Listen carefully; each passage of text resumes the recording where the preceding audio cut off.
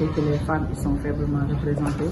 Tout à l'heure, une femme vous a donné le chiffre au niveau mondial qui est de 20%. Vous savez que dans notre pays, on parle encore, comme dans d'autres pays africains. Et étant membre des plateformes africaines et de la région CEDEAO, qui ont donné une importance capitale à la participation des femmes dans tous les processus de paix et de sécurité, naturellement le Sénégal œuvre pour cet agenda.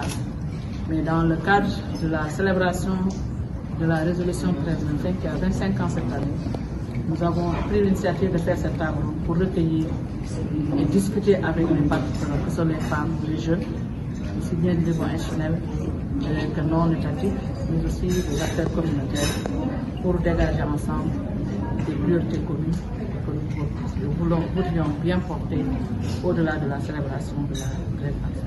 Voilà ce qui motive cette table ronde qui a noté la participation massive de toutes les parties prenantes au Sénégal, appuyée bien entendu par les partenaires techniques et financiers, mais aussi par la société civile qui joue un grand rôle, à qui je rends hommage au passage.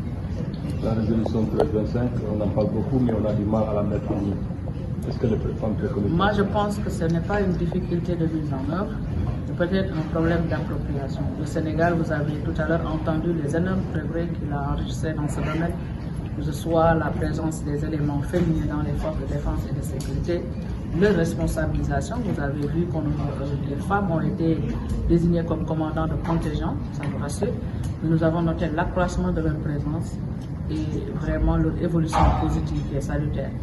Maintenant, c'est au niveau des populations qu'il faut bien vulgariser la 1325.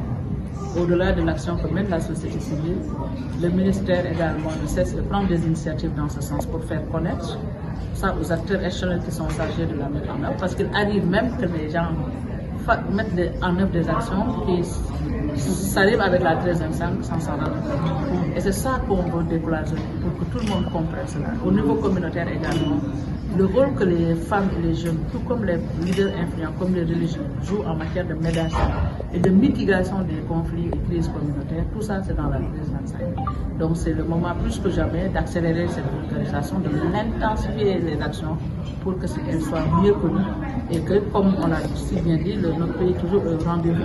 Parce que chaque année, nous renseignons le cadre de rapportage qui indique les progrès, mais qui adresse bien entendu les lacunes. Et parmi les lacunes, c'est cette faible appropriation parmi tant d'autres, mais aussi la nécessité de continuer d'accompagner nos femmes FDS, mais aussi d'appuyer le rôle des femmes qui sont au niveau communautaire, et c'est que des jeunes.